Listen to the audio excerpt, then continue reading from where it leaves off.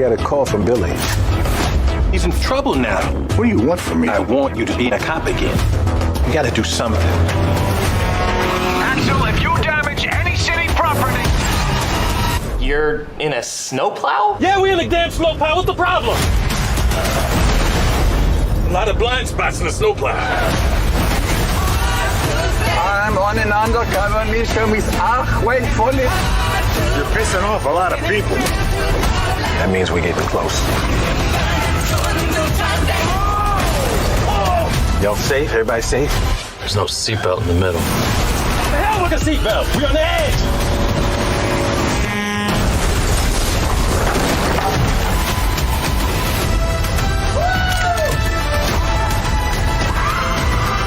We're gonna need some backup.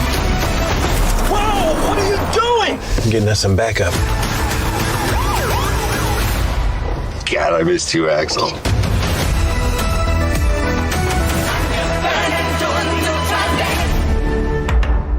So, gentlemen, glad to see you. First off, first memory of Beverly Hills Cop. What stands out? I think I was in a movie theater in New York, probably bought my popcorn, went and sat with some strangers and, you know, watched it, loved it. I watched it with my older brother. I was too young. I was probably too young to watch it even after it had come out, but we watched it, you know, on TV, probably on like a Saturday afternoon with some cereal or something like that. But you know, my brother was a huge Eddie Murphy fan. Right. And do you have any older brothers or sisters? Brother, 1 year, 1 day older. 1 year and 1 day. Yep. Okay, so it's a little different. Mine's 6.5 years old. Yeah. So when I looked up to my brother so much, anything he liked took on this air of, you know, ultra coolness. And for him and for me, that was Eddie Murphy. So to now get to be playing Eddie's sidekick in the new Beverly Hills Cop movie is just incredible. It's also one of those films that were one of those franchises where people constantly quote things that happen. You could be at a party and folks will like, will start recounting this and this and this and this. And so that's always, I think, also interesting, which makes, I believe, a movie really memorable when folk will recite lines or scenes from a film. Yeah. I mean, I think that one of the things, besides the fact that you just love Axel Foley and you love Eddie as Axel, is that the fish out of water story is a kind of a timeless story that works again and again and again. We were talking about Shakespeare before. You know, Shakespeare, you know, has a number of fish out of water comedies, and there's just something so great about the character of Axel, and we do it again in this movie, coming from a place that's so different, and then looking at Beverly Hills from that character's point of view is just funny and weird and great. You know, I love that piece of it, and I think it keeps playing. And Beverly Hills deserves to be made fun of. Let's be honest. Like, Beverly Hills is a lot about flaunting excess wealth. Yeah. The world doesn't need that, really. It needs someone to come from Detroit and kind of take the piss out of this wealth worship. So when you got an opportunity for this, had you worked with Eddie before? No. No.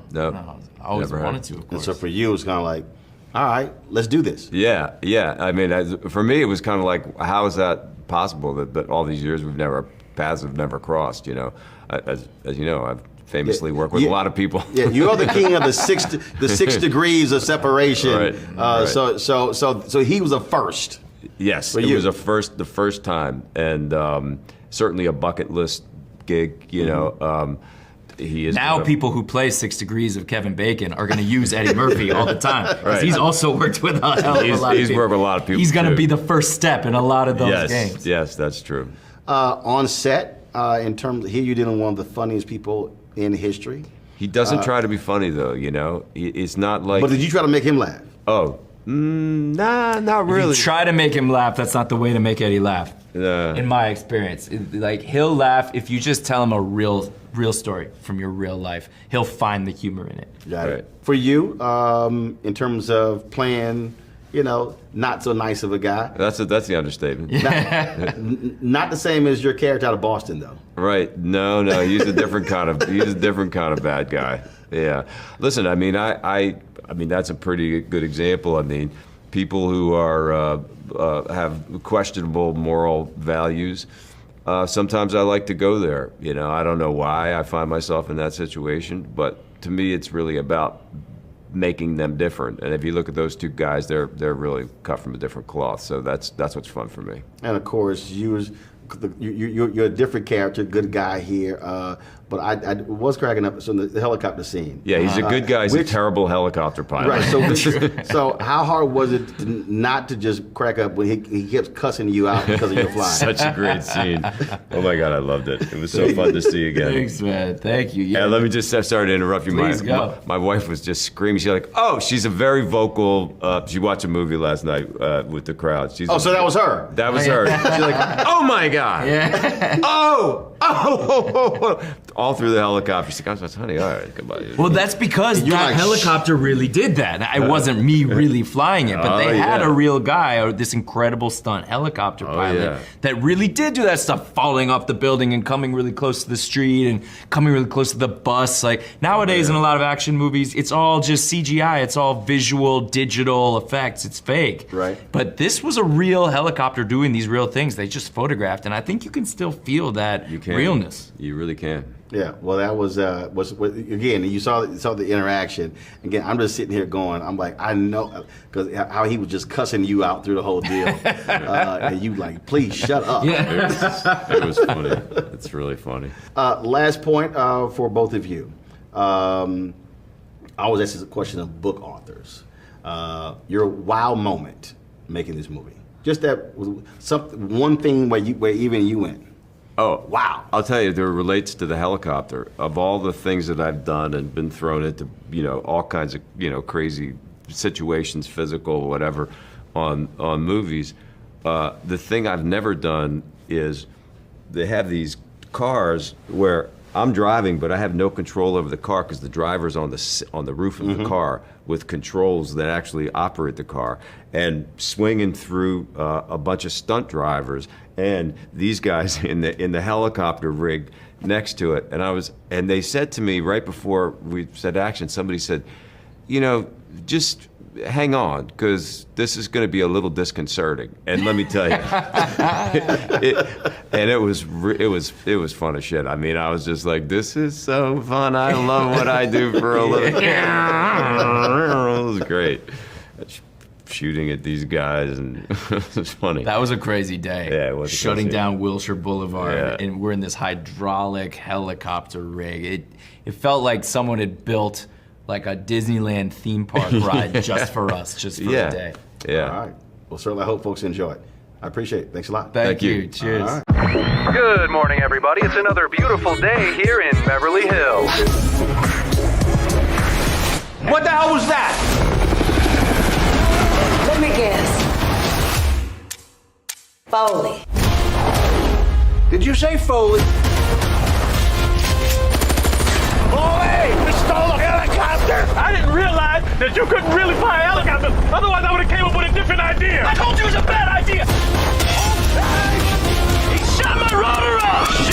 Shit!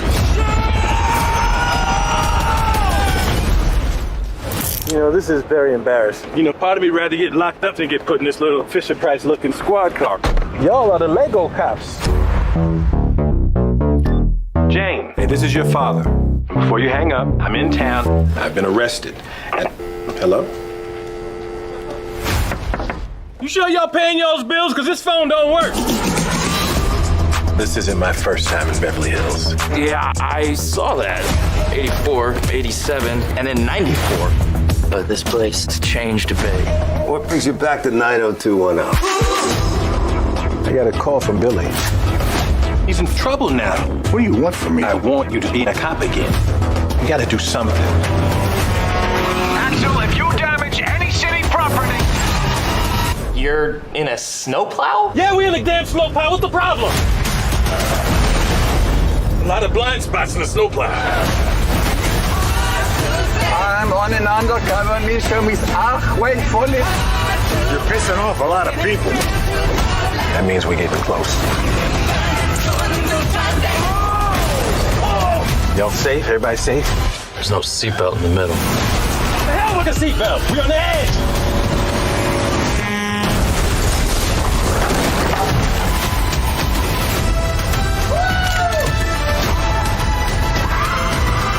We're gonna need some backup. Whoa! What are you getting us some backup. God, I missed you, Axel.